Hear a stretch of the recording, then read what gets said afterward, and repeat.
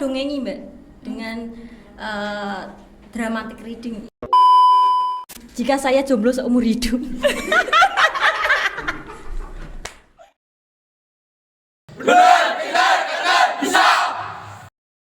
Assalamualaikum teman-teman. Nah, di podcast kali ini kita kedatangan tamu dari Mbak Dela. Oh iya, oke, perkenalkan sebelumnya nama saya Dela Widya Puspita dari Pemuda-Pemudi Duko Langen atau disebut PPL gitu. Mbak Dela itu masuk organisasi PPL sejak kapan? Saya kan bagian dari anak mudanya Duko Langen, Kecamatan Juwana, Kabupaten Pati gitu kan Mbak. Nah, saya itu mulai aktif di PPL pada tahun 2017. Waktu itu di event 17-an Agustus yang dulunya PPL itu cuma diisi anak-anak pemuda aja. Mulai tahun 2017 ada pemudinya seperti itu Mbak. Mbak Dela itu kalau sebelum mendirikan organisasi PPL itu kan kayak ada pemikiran gitu, kok bisa kepengen mendirikannya gitu, gimana? Oh iya, itu bukan saya yang mendirikan ya, tapi saya bagian dari PPL. Itu yang mendirikan kita bareng-bareng aja gitu kan. Ada pemuda, ada pemudi, kenapa kok enggak kita bikin suatu komunitas atau disebut organisasi lah ya di Duko Langen itu tadi gitu Mbak, untuk melakukan suatu event-event tertentu seperti 17 Agustus, terus ada event sedekah bumi, bakti sosial. Ini juga kita mendirikan sebuah Taman Bacaan Masyarakat atau TBM bernama Rumah Baca Kreatif RBK itu Mbak? Iya betul. Oh, yang berarti yang kayak di IG Mbak, aku pernah stalking IG Mbak yang itu loh, PPL itu. Oh iya. Bagus juga sih Mbak. Siap. Mbak Dela itu kuliah? Ya, saya kuliah. Tapi ini udah mau wisuda sih Mbak. Kuliahnya di mana Mbak? Di Undip Semarang. Ngambil jurusan apa? Jurusannya biologi. Pengalamannya pada waktu kuliah itu gimana gitu? Waktu kuliah dulu itu saya sempat mengikuti organisasi dari awal saya maba tahun 2017 sampai 2020 saya di organisasi risetnya Fakultas Sains dan Matematika, namanya RIC, Riset Inkubator Center. Selain itu saya juga di PPL, saya dulu waktu kuliah kerap pulang seminggu sekali. Pulangnya itu bukan kumpul sama keluarga, tapi menyempatkan diri untuk kumpul bareng-bareng teman-teman PPL, entah itu rapat, entah itu kegiatan di RBK gitu Mbak. Gitu. Berarti malah jarang kumpul sama keluarga. Jarang, sampai saya itu dimarahin ibu. Ngopo toh kami ini kok kumpul-kumpul ngono iku manfaatnya apa, yang namanya organisasi kayak gitu kan nggak dapat uang toh Mbak, nggak dapat penghasilan seperti itu. Yo wis, kumpul-kumpul mengadakan kegiatan seperti itu aja, tapi ada impactnya itu jangka panjang Mbak, nggak bisa kita langsung gitu, impactnya nggak langsung seperti itu. Itu kan pas kuliah kan punya teman-teman toh. Niku yang teman-temannya pernah diajak ikut organisasi PPL atau gimana gitu? Untuk PPL sendiri itu saat ini hanya lingkup pemuda-pemudi yang berada di Duko Langen seperti itu Mbak. Tapi kalau untuk Rumah Baca Kreatif itu biasanya kita didatangi teman-teman dari luar kecamatan, ada yang dari Celuak, ada yang dari Tayu seperti itu. Dan untuk buku-buku di RBK sendiri, teman-teman saya itu sangat berperan, di mana mereka sebagian besar mendonasikan buku-buku mereka di Rumah Baca Kreatif tadi Mbak. Berarti sangat bermanfaat banget untuk para remaja zaman sekarang ya kan. Itu yang RBK di Perpus? Ya, Perpus ya, TBM, Taman Bacaan Masyarakat. Tempatnya itu di mana Mbak? Di Desa Langenharjo RT 10 RW 2 di Jalan Juwana dari Jaksa kilometer 3 itu depan bakso itu loh Mbak. Pernah gak sih? Pernah lewat gak? Gak pernah ke sana. Belum. Ya, belum. Mungkin harus main ke sana ya Mbak. Ya. Di depan jalan raya, soalnya gampang banget dijangkau gitu. Ya. Ini kan ngomong-ngomong tentang kuliah dulu ya Mbak. Oke. pastilah kalau kuliah kan ada pengalaman ya, baik hal buruk mau yang berkesan atau gimana gitu. Oke, berkesannya itu dulu waktu saya maba gara-gara awal mula pendirian PPL dan Rumah Baca Kreatif. Saya tidak pernah ikut ospek. Itu. Itu yang bikin satu angkatan saya dimarahin gara-gara saya pulang. Saya alasannya itu sakit kalau nggak ada acara keluarga. Padahal saya di rumah rapat bareng teman-teman. Cuman pulang hanya mengurusi PPL Iya, itu. iya bener. Itu sampai sekarang kayak teman-teman yang nggak mengenal saya itu nggak suka, kayak egois banget nih, Apaan sih ambis. pulang gini? Iya, Gini. dikira ambis. Saya itu dikira ambis di angkatan, padahal enggak. Dan teman-teman baru tahu setelah saat-saat ini, saat-saat pandemi, kalau di rumah saya ada teman-teman ini loh, aku punya PPL yang di dalamnya ada Rumah Baca Kreatif gitu. Kalau di masa PPL itu kan ini kan sudah masa-masa pandemi, jarang banget lah beraktivitas, kayak keluar rumah. Itu kegiatannya gimana? Cara mengembangkan biar organisasi itu tetap jalan gitu. Oh iya, untuk kegiatan kemarin waktu COVID booming-boomingnya itu kita sempat libur 3 bulan, nggak ada aktivitas apa-apa.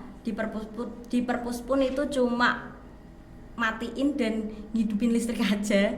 Setelah itu kemudian kita dikit-dikit lah kita adain kegiatan, kayak kegiatan sinau bareng itu ada Mbak, minimal 2 kali dalam seminggu.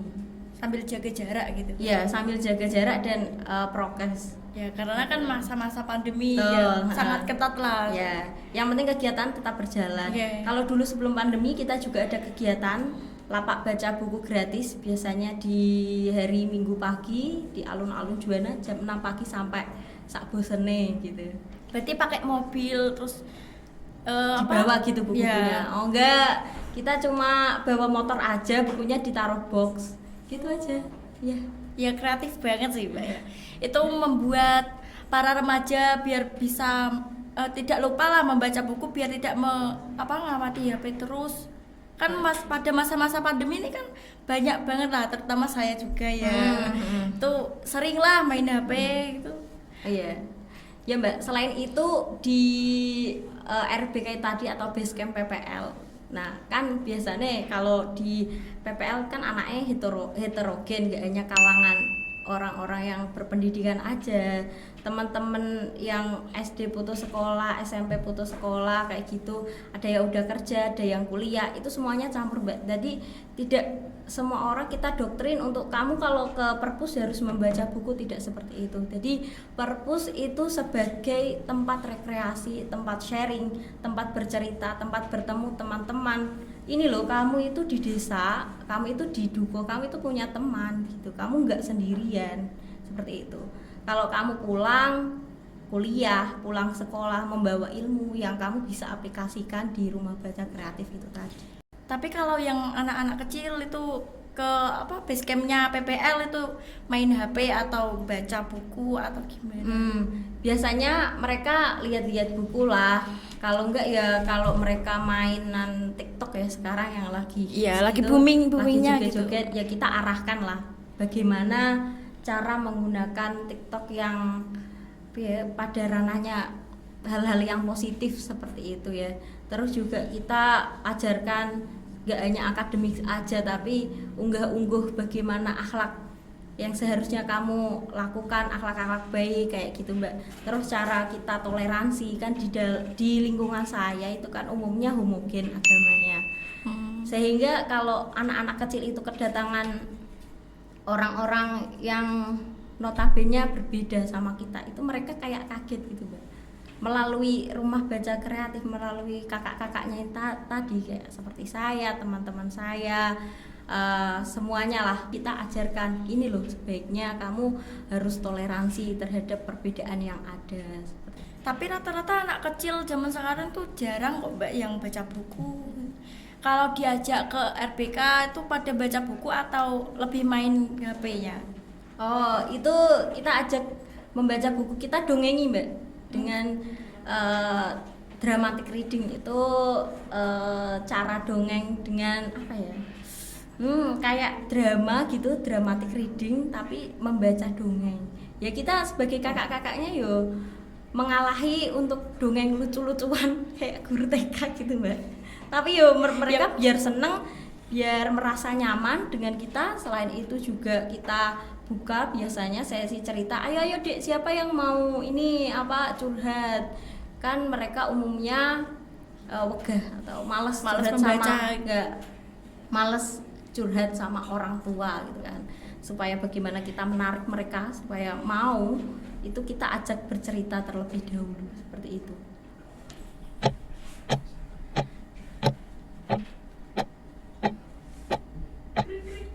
PPL pernah menghadapi kesalahan apa gitu? Permasalahannya PPL. Oh iya, permasalahannya itu anggota yang hilang-hilangan, terus kalau ada acara nggak ada orangnya, wah Ya, itu cuman bikin ikut-ikutan kepala doang copot gitu ya, kan. ya. Cuma numpang nama Ya. lah ya bahasanya. Nah itu mbak yang bikin mumet, pengen emosi.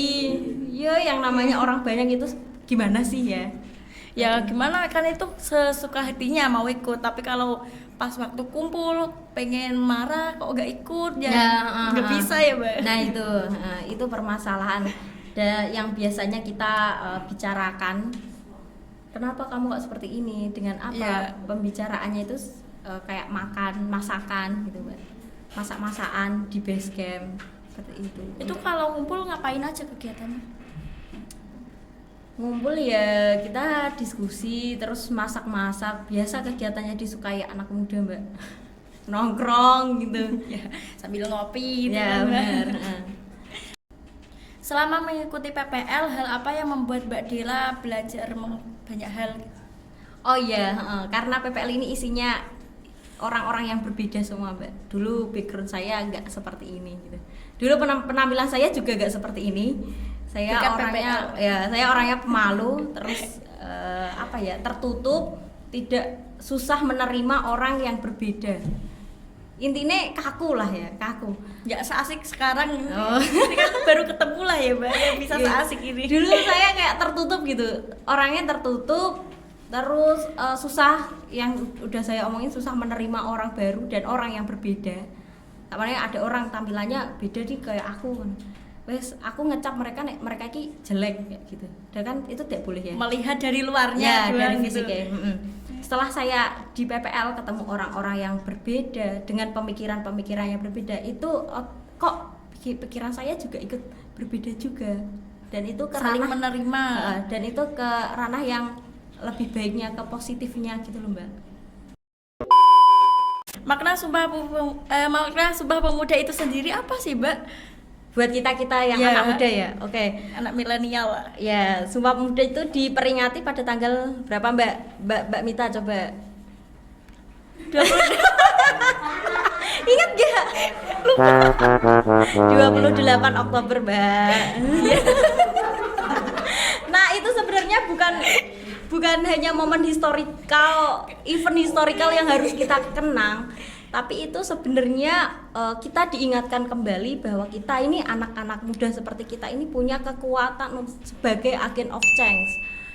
Gak hanya agent of change untuk lingkungan sekitar aja, tapi lebih ini loh, merubah diri kita sendiri untuk ke hal-hal yang lebih baik. Setelah diri kita ini berubah menjadi lebih bahagia, tentunya lingkungan sekitar kita juga lebih positif mbak. Setelah lingkungan kita positif, lingkungan terkecil kita siapa coba? Sekolah bisa, Ya, sekolah, keluarga. Ya. Apalagi kalau teman nongkrong gitu ya, kan, teman-teman Mbak, ya, nongkrong. Nah itu bener. Kayak nongkrong kalau bahasnya yang kadang kan bahasnya kayak apa, hal-hal yang negatif itu lebih ke pengaruh hal buruk lah. Ya, Iya kan? Ya itu mungkin kalau kita langsung merubah 100%, kamu yang tadinya hitam kita rubah jadi putih langsung, nggak kan itu bisa, tidak bisa, harus ber- dikit-dikit ya dikit-dikit. Contohnya melalui perkumpulan teman-teman lah, Ya, kayak betul. ngopi nongkrong gitu kan. Itu kalau teman-temannya pada egois lah, itu kita nggak bisa berkembang. betul. Itu kalau bahasa keren anak muda namanya toxic Gengsi, relationship. iya toksik ya, banyak yang itu harus lah kita ya. hindari lah ya Mbak ya. Banyak lah anak muda sekarang yang pada mengikuti gengsi. Nah, Ya, betul. ya lagi ya itulah. Kayak di TikTok itu kan banyak, ya nggak di TikTok juga sih. Di lingkungan kita semuanya juga ada. Iya. Itu gimana sih caranya biar biar nggak gengsi sama penampilan, biar pede lah. Oke. Bersyukur. Biar pede dan bersyukur ya, terima apa yang ada di diri kita itu tadi Mbak. Mama, kalau dulu orang-orang menganggap selalu aja di mindset orang kalau yang berkulit rada gelap itu jelek gitu ya. Iya. Ya kita ubah mindset itu. Kalau kamu nggak mau dikatakan seperti itu, kamu ya jangan mengatakan orang seperti itu, seperti gitu. Kan mengubah mindset pemikiran itu tidak mudah ya kan? Iya, betul. Ya kan lewat kayak berkumpulan, kayak teman-teman. Banyak ya, caranya gimana sih ya? Saya sendiri juga begitu. Dimulai dari kita sendiri, dimulai Diri dari kita. selalu dari kita sendiri. Kalau kita nggak mau diperlakukan seperti itu, ya please lah jangan melakukan orang seperti itu. Tapi rata-rata sih nggak bisa ya, kayak Susah ya. susah ya Mas.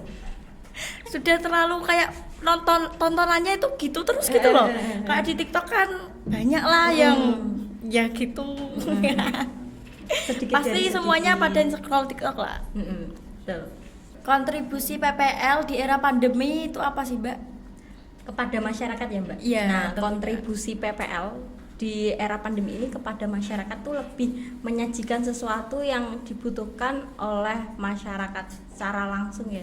Impactnya secara langsung kepada masyarakat itu contohnya di kala pandemi ini kan masyarakat itu pengen dilindungi gitu.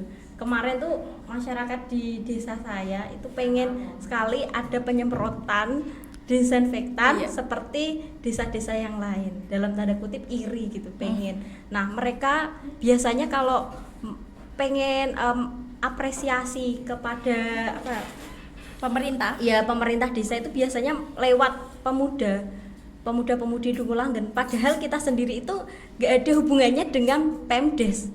Ada lagi gini Mbak, warga-warga ini pengen banget dibantu pendaftaran anak-anaknya ke sekolah. Kemarin kan kalau pendaftaran semuanya online ya. Yeah. Mereka kebanyakan tuh kesusahan, apalagi bagi orang tua yang anaknya masih SD masuk SMP itu biasanya lewat online semua.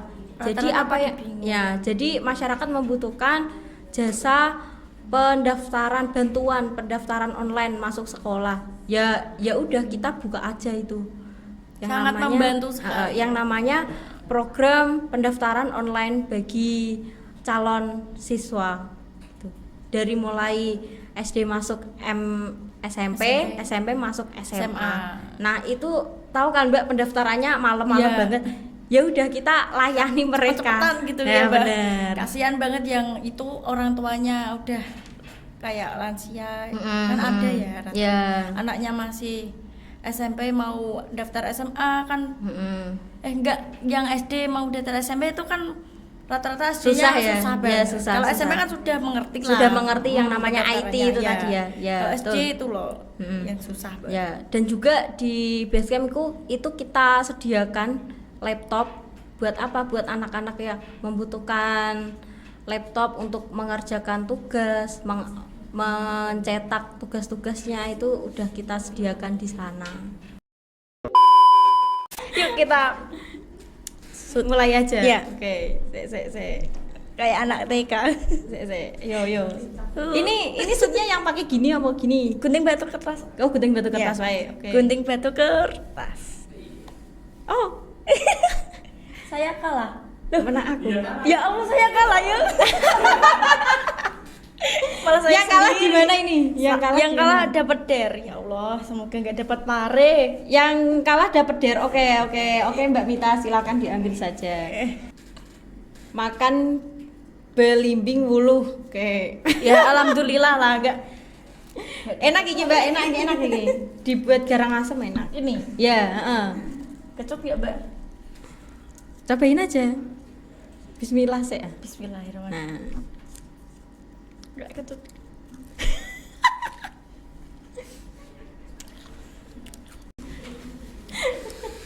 kasihan sekali ngajak main malah kalah. Ini malah kena batunya sendiri.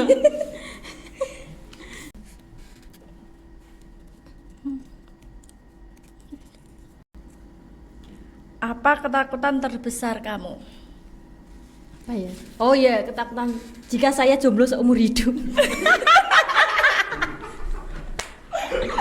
Dah itu ketakutan saya. Jujur banget. Di mana-mana saya itu malu-maluin. Nah itu udah. Saya orangnya pemberani, kemana-mana berani saya. Saya tuh berani sendirian. Enggak lah Mbak, pasti ada jodohnya. Oh ya, amin ya. Mungkin tahun depan nikah. Mungkin setelah podcast ini Ya ada yang tertarik sama Mbak Dela. Sama sekalian promosi. Nggak banda. udah Dah. kemarin udah janjian sama temenmu namanya Imam. Wah. Hey, Mam. 3. Yes. Nah, Sobo, kamu. Menang. Waduh. Oke. Tak ambil. Ini, kain. Aku mau pegang putih. Tentunya ini tuh nggak pahit-pahit lah. Makan jeruk nipis. Oke. Ter- ini masih untung ya Mbak dapat pare. Kalau pare ya wassalam lah. Wassalam. Oke. Mana? Oke, aku wani, aku berani. Ayo. Karena aku hanya takut jomblo seumur hidup. Bismillahirrahmanirrahim. Bismillah. Tanpa ekspresi kalau bisa. Ini tisu. Baru pertama kali.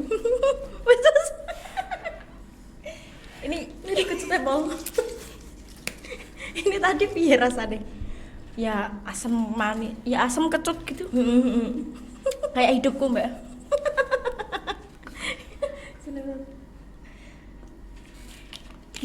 Giliran saya ya Mbak ya.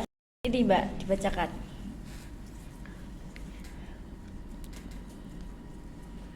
Apa ya? Momen paling memalukan. Apa Mbak Rita? Paling memalukan itu di waktu sekolah. Apa Kebetulan itu lah. Ya itu nggak bawa apa namanya buku tugas. Terus kan Pak itu keringat dingin. Pada waktu keringat dingin tuh pengen Pup. ya malu sekali ekspresi, udah nggak bawa buku tugas, udah pengen itu gini terus Keluar. gunting batu kertas, loh aku kayak ini apa sih? Lupa. Gila. Gunting batu kertas. Alhamdulillah kamu menang. Ini berkat Pak Soleh. Buka yuk. Tentunya makan bawang putih. Ini habis ini Yang paling kutakuti loh. Makan bawang putih. Nanti ya. jadi buka dulu yang perutnya. Di akhir wae. ya biar seru lah. Ini Mbak. Ambil. Ini pulang-pulang dari podcast apa lidahnya getir semua. Habis dapat apa tadi? Jeruk nipis terus dicampur bawang. Kamu tahu kayak makan apa? Sate. Iya, sate kan ada dagingnya. Pernah ngelakuin kesalahan yang fatal atau enggak? Coba deh ceritakan. Apa nih? Lakuin kesalahan fatal. Pernah sih. Nggak usah terlalu jujur. Nanti mempermalukan dirimu sendiri. Enggak, ini pas waktu SD itu kan lomba nari kan. Dapat piala, juara 2. Saya itu kan membawa pialanya gini kan piala. Terus bukunya kan besar, saya kabutan gini, banyak orang tuh pecah pialanya. Malu, astagfirullahaladzim, serasa Nangis. pengen, ya nangis saya mbak, Dapat takut. piala malah pecah. Iya, takut dimarahin semua tim. Dapat piala tak pecahin, ya Allah. Terus gimana akhirnya? Ya akhirnya diakalin guru gini, nggak apa-apa nanti bisa dibenain kok biar nggak pada marah-marah gitu. Malu saya mbak. Kasihan sekali. Itu jadi nggak jadi foto. Pialanya pecah. Ya juara 2 lumayan lah mbak. Oke. Udah kan podcastnya? Nggak, ini kan ada lagi toh tantangannya mbak. Ada satu lagi sih mbak. Makan itu. Ya. Diganti boleh gak sih? Ya udah kita main lagi. Ya wes, Ayo. main lagi. Aku ambil aja ya. Ini Main lagi. main gini Ya wes, apa mbak Edila ambil? Ambil aja deh. Ya udah. Ambil aja. Malah tok. Udah nyerah. Terut angin-angin. Makan asam Jawa. Mending ini. Hitung-hitung diet lah mbak. Udah kecut sama kecut ya. Aku kemarin diet tuh sakit tok. Ini pulang dari podcast, untung itu loh berat badannya tiba-tiba nurun dah. Alhamdulillah.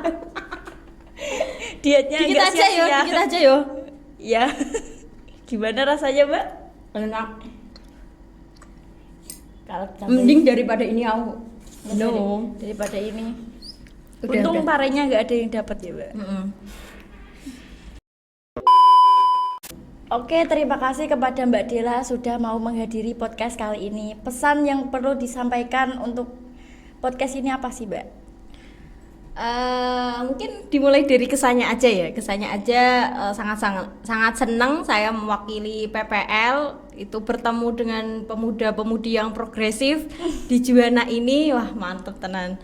Biasanya jarang banget ketemu pemuda-pemudi yang progresif seperti ini, tapi ini di kesempatan podcast di SMK BTP Juwana ya Mbak. Ya, Saya bertemu dengan kalian. Semangat terus untuk podcastnya, semoga sukses dan lancar ke depannya. Amin. Semakin kompak ya Mbak. Ya, makasih, Mbak. Ya.